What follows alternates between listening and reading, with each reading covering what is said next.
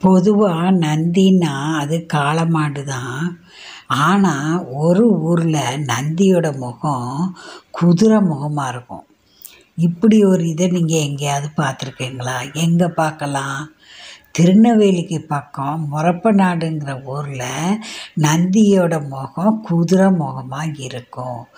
ஏன் இப்படின்னா, சோழ மன்னனுடைய மகா குதிரை முகமாக பிறந்துட்டான்.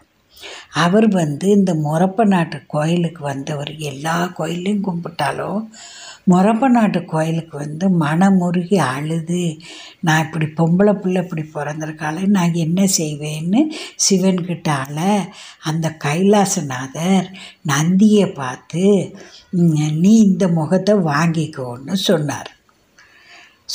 சாமி சொன்னதை தான் தவறாமல் கேட்குறவர் நந்தியாச்சே.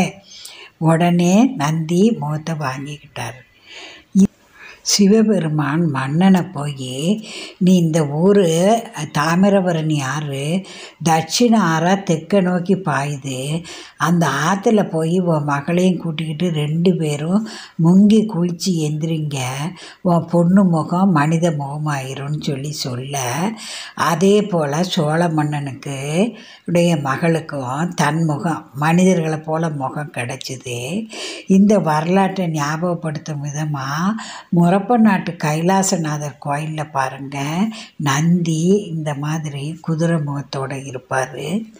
இந்த கைலாசநாதர் கோயில் குரு ஸ்தலமாக விளங்குது. அதனால் குரு பயிற்சி நேரம் இந்த கோயிலில் அவ்வளவு கூட்டம் கூடி இருக்கும். குரு நீச்சம் பெற்றவர்கள், குரு கடாட்சம் வேணுங்கிறவங்க, குரு பலம் வேணுங்கிறவங்க இந்த முறப்ப நாட்டு கைலாசநாதர் கோயிலுக்கு வணங்கினால் நினச்சபடி நடக்கும். நவ திருப்பதி போல் நவ கைலாசமும் தாமிரபரணி கரையில் அமைஞ்சிருக்கு. நீங்கள் இந்த நவ கைலாசத்தையும் நவ திருப்பதி பார்க்கும்போதே பிளான் பண்ணி பார்க்கலாம். சிவனும் விஷ்ணு 2 பேருடைய அருளும் உங்களுக்கு கிடைக்கும். தவறாமல் நீங்கள் வணங்கி பயனடைங்க. இதுபோல் ஆன்மீக குறிப்புகள், ஜோதிட குறிப்புகள் ஆகிய அனைத்து குறிப்புகளும் அறிய தவறாமல் மீனூஸ் கார்னரை சப்ஸ்கிரைப் பண்ணி பாருங்கள். ஷேர் பண்ணுங்கள், லைக்கு கமெண்ட்ஸ் கொடுங்க. நன்றி, வணக்கம், வாழ்த்துக்கள்.